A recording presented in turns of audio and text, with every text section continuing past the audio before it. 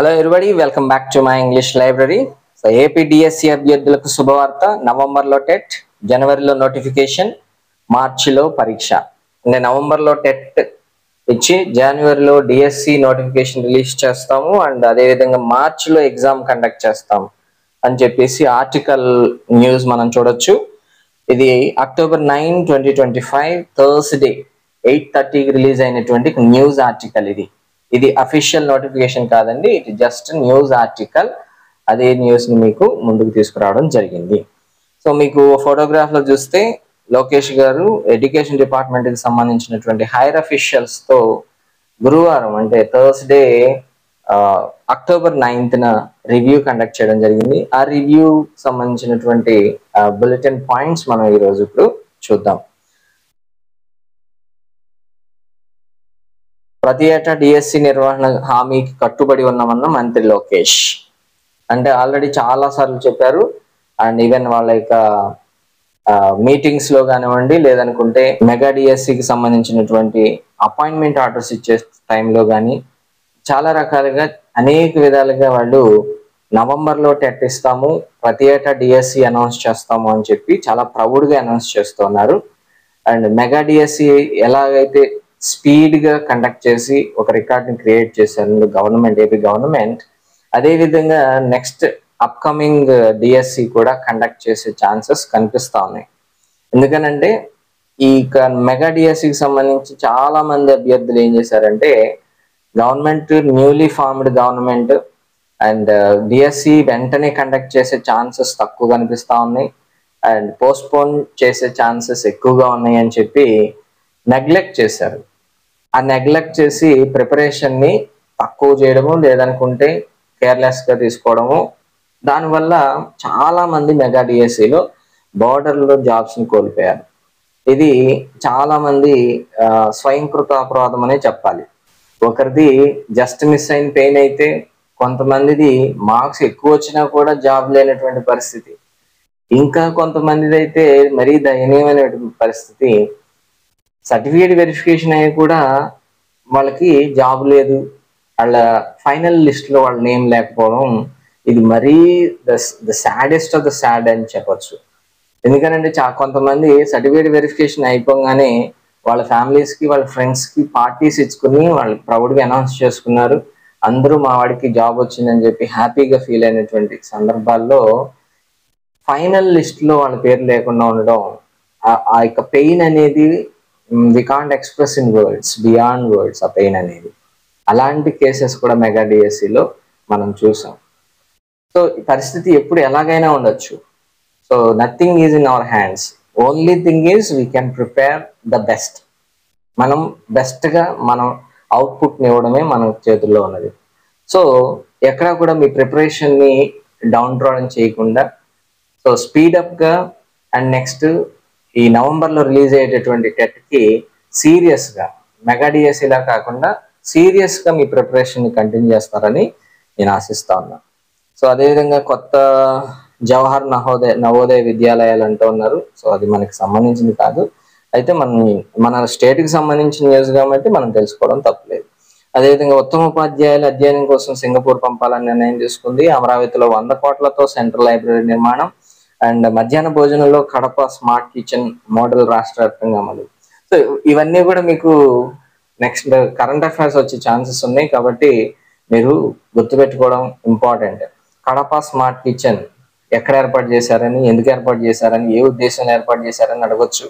అదేవిధంగా అమరావతిలో central library ఎన్ని కోట్లతో ఏర్పాటు చేశారని చెప్పొచ్చు. 100 కోట్లతో సెంట్రల్ లైబ్రరీని ఏ ప్రాంతంలో ఏర్పాటు చేశారని అడగొచ్చు ఏంటి. అండ్ ఉత్తమ ఉపాధ్యాయుల్ని ఎక్కడికి ఏ దేశానికి అధ్యయనానికి పంపారని అడగొచ్చు. సో ఇవన్నీ కరెంట్ అఫైర్స్ లో వస్తే కనుక మీరు చూసుకోవడం చాలా ఉత్తమం. అండ్ అదేవిధంగా ఎన్ని జవహర్ నవోదయ విద్యాలయాలు అనేవి ఆంధ్రప్రదేశ్కి కేటగరైజ్ చేయడం జరిగింది అని కూడా అడిగే ఛాన్సెస్ ఉన్నాయి. సో మీరు కరెంట్ అఫైర్స్ ను కూడా అప్ టు డేట్ గా ఉంచుకోవడం మంచిది. కమింగ్ టు ద డీటెయిల్స్, ఆంధ్రప్రదేశ్లో ఉపాధ్యాయ ఉద్యోగాల కోసం ఎదురు చూస్తున్న లక్షలాది మంది నిరుద్యోగులకు ప్రభుత్వం తీపి కబురు అందించింది. నిజంగా ఇది తీపి కబురు లాంటిదేనండి. చాలా మంది డిసప్పాయింటెడ్ గా ఉన్నారు. సో వాళ్ళందరికీ కూడా ఇది గుడ్ న్యూస్ లాంటిదే. అండ్ ఎన్నికల్లో ఇచ్చిన హామీకి అనుగుణంగా ప్రతి ఏటా డిఎస్సి నిర్వహిస్తామని స్పష్టం చేసింది. ఆల్రెడీ ఎన్నికల్లో సూపర్ 6 లో భాగంగా డిఎస్సి అనేది వాళ్ళు అంటే కూటమి ప్రభుత్వం ప్రౌడ్గా అనౌన్స్ చేసింది. సో ప్రతి ఏటా డిఎస్సి ఇస్తానని చెప్తున్నారు. అండ్ నెక్స్ట్ ప్రతిసారి కూడా వాళ్ళు దాన్ని స్ట్రెస్ చేస్తా ఉన్నారు. కాబట్టి మనం దీన్ని కొంచెం స్ట్రాంగ్ గానే కన్సిడర్ చేయాల్సినటువంటి విషయం. సో ఈ ఏడాది నవంబర్ చివరి వారంలో ఉపాధ్యాయ అర్హత పరీక్ష నిర్వహించి అంటే నవంబర్ ఎండింగ్ లో ఎగ్జామ్ కండక్ట్ చేస్తాను అంటున్నారంటే కనీసం వాళ్ళు 30 days 40 days చూస్తారు. అంటే నోటిఫికేషన్ అక్టోబర్ లో రిలీజ్ అయ్యే ఛాన్సెస్ ఉన్నాయి. అంటే ఈ మంత్ లోనే నోటిఫికేషన్ రిలీజ్ అయ్యే ఛాన్సెస్ కనిపిస్తా ఉన్నాయి టెట్ కి. And 2026 January DSC special DSC notification విడుదల చేస్తానని చెప్తా ఉన్నారు. ఈ మెగా డిఎస్సి అనే చాప్టర్ ఆల్మోస్ట్ క్లోజ్ అయిపోయింది. అండ్ దాదాపు 1 year పాటు జరిగినటువంటి ఈ పోరాటంలో కొంతమంది హ్యాపీగా ఫీల్ అయ్యారు, కొంతమంది డిసప్పాయింట్ అయ్యారు, కొంతమంది కేర్లెస్ గా తీసుకుని దాన్ని ఈజీగా వదిలేశారు, కొంతమంది చివరి వరకు వెళ్ళి దురదృష్టం వాళ్ళని వెనక్కి నెట్టేయడం వల్ల వెనకబడిపోయారు. సో డిఫరెంట్ ఎక్స్పీరియన్సెస్ మనం ఈ మెగా డిఎస్సిలో ఎక్స్పీరియన్స్ చేసాం.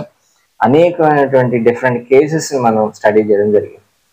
సో ఇప్పుడు next new chapter special DSC అనే పేరుతో 2026లో మార్చిలో మన ముందుకు రాబోతోంది అని చెప్పి మినిస్టర్ గారు చాలాసార్లు రిపీటెడ్ గా చెప్తున్న విషయం ఇది. సో మార్చిలో పరీక్షలు పూర్తి చేసి వచ్చే విద్యా సంవత్సరానికే కొత్త టీచర్స్ ని అవైలబుల్ గా తీసుకొస్తామని చెప్పి చెప్తా ఉన్నారు. మెగా డిఎస్సిలో కూడా అలాగే చెప్పారు. మెగా డిఎస్సిలో కూడా న్యూ ఇయర్ అంటే న్యూ అకాడమిక్ ఇయర్ స్టార్ట్ అయ్యే లోపే కొత్త టీచర్స్ అకాడమిక్స్ లో స్టార్ట్ అవుతారు అని చెప్పి అనౌన్స్ చేశారు. అయితే కొన్ని ప్రాక్టికల్ ప్రాబ్లమ్స్ అరైజ్ అయినాయి.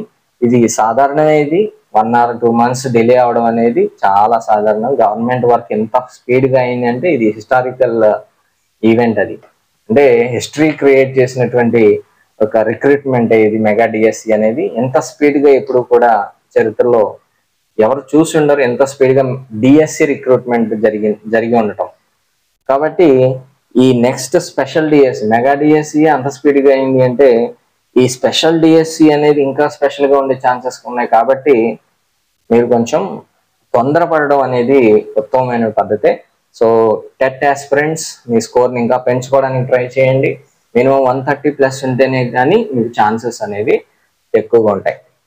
ఎందుకనంటే మెగా డిఎస్సిలో 13,300+ జాబ్స్ ఉంటే 70కి జాబ్ వచ్చింది, 60కి జాబ్ వచ్చింది, 80కి జాబ్ వచ్చింది. 80 వచ్చిన వాళ్ళకి రాలేదు, 70 వచ్చిన వాళ్ళకి రాలేదు. అంటే అదృష్టం. ఈ రోస్టరింగ్ పాయింట్స్ ఇవన్నీ కూడా ఉంటాయి. కానీ స్పెషల్ డిఎస్సిలో అన్ని పోస్టులు ఉండబోవు. ఎందుకంటే మెగా డిఎస్సిలో మ్యాక్సిమం లైన్స్ షేర్ రిక్రూట్మెంట్ అయిపోయింది. అండ్ ఎక్కడో తగులు మగులుగా ఉన్నటువంటి కొన్ని ఒక 6,000 to 7,000 మ్యాక్సిమం హైయెస్ట్ ఉంటే కనుక 6,000 to 7,000 ఉండే ఛాన్సెస్ కనిపిస్తా ఉన్నాయి.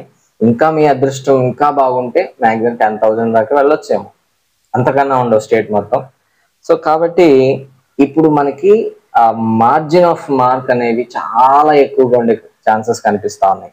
అంటే కట్ ఆఫ్ మార్క్ అనేది 80+ 90కి వెళ్ళే ఛాన్సెస్ కూడా కనిపిస్తా ఉన్నాయి. కాబట్టి మీకు మీ ప్రిపరేషన్ అనేది చాలా స్ట్రాంగ్ గా ఉండాలి. లేదు అనుకుంటే ఈ మెగా డిఎస్సిలో జరిగినటువంటి భంగపాటే నెక్స్ట్ స్పెషల్ డిఎస్సిలో కూడా జరిగే ఛాన్సెస్ కనిపిస్తా ఉన్నాయి. కాబట్టి so take it seriously and achieve your goal. అది పాఠశాల ఇంటర్మీడియట్ కళాశాల విద్యపై ఉన్నతాధికారులతో మంత్రి లోకేష్ సచివాలయంలో గురువారం విస్తృత స్థాయి సమీక్ష సమావేశం నిర్వహించారు. ఈ థర్స్డేని ఆయన మీటింగ్ కండక్ట్ చేయడం జరిగింది. ఈ సందర్భంగా ఆయన మాట్లాడుతూ డిఎస్సి టెట్ పరీక్షలకు అభ్యర్థులు ఇప్పటి నుంచే సన్నద్ధం కావాలని పిలుపునిచ్చారు. అంటే ఈ మీటింగ్ సందర్భంగా అభ్యర్థులందరికీ కూడా ఇప్పుడు వెంటనే మీరు ప్రిపరేషన్ స్టార్ట్ చేసి స్ట్రాంగ్ పిల్లర్ మీరు ఏర్పాటు చేసుకోవాలని చెప్పి ఆయన పిలుపునివ్వడం జరిగింది. అండ్ నెక్స్ట్ ప్రస్తుతం ఉన్నటువంటి ఉపాధ్యాయులు కూడా తమ ప్రాబ్లమ్స్ ని మినిస్టర్ గారి దృష్టికి తీసుకురావడం జరిగింది. అందులో 423 వినతులు ఉన్నాయంటున్నారు. అందులో 200 పరిష్కరించేసామని చెప్తూ ఉన్నారు. సో ఇది మనకు కావాల్సినటువంటి హైలైట్ ఇన్ఫర్మేషన్. అండ్ రిమైనింగ్ అన్ని కూడా చాలా వరకు చెప్పాం కదా. ఈ 100 కోట్ల లైబ్రరీ అని, జవహర్ నవోదయ విద్యాలయాలని, అండ్ ఉత్తమ ఉపాధ్యాయుల్ని సింగపూర్ పంపించడం అనేది 78 టీచర్స్ని పంపాలని నిర్ణయించడం జరిగింది.